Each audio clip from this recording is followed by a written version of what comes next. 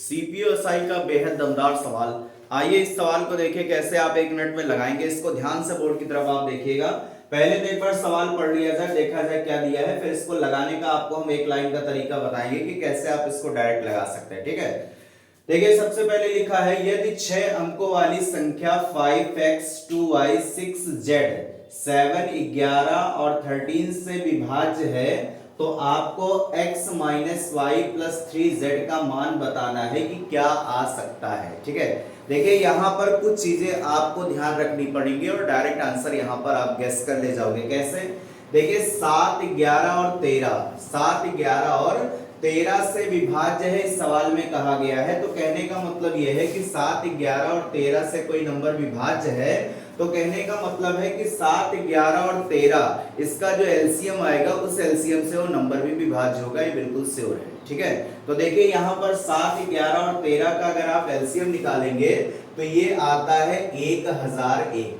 ध्यान दीजिएगा, देखिए 7 11 और 13 का अगर आप एलसीएम निकालोगे तो ये आता है 1001। और एक चीज आपको समझनी है कि जैसे अगर कोई 3 अंक की संख्या एबीसी है, अगर 1001 से आप इसमें गुणा कर देंगे तो यही जो एबीसी नंबर दिया है यही रिपीट हो जाएगा। ध्यान दीजिएगा दोबारा से। ठीक है, देखिए हमने ये कहा है कि 7 11 और 13 का एलसीएम 1001 होता है।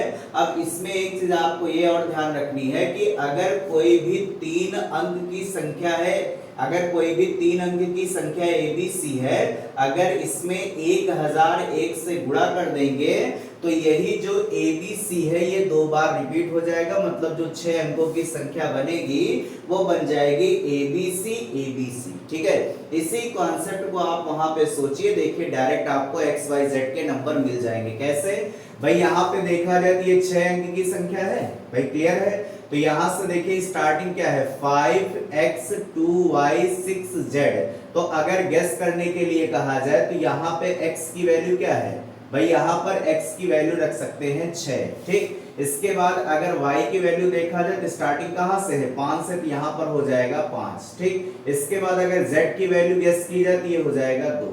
क्लियर है? एक बार ध्यान से दोबारा सुनिए। देखिए यहाँ पर गेस करने के लिए बीच में 6 है तो इसका मतलब x का मान 6 हो गया। ठीक, यहाँ पर शुरुआत में 5 है तो ये भी जो शुरुआत हुई है यहाँ पर भी 5 होना चाहिए, बिल्कुल सही। ठीक, इसके बाद अगर z देखा जाए तो यहाँ पर गेस करना है और लास्ट में यहाँ 2 दिया, इसका मतलब z2 हो जाएगा। ठीक, अब देखिए यही वैल्यू आप रख दोगे तो आंसर आपको मिल जाएगा। x कितना हो जाएगा?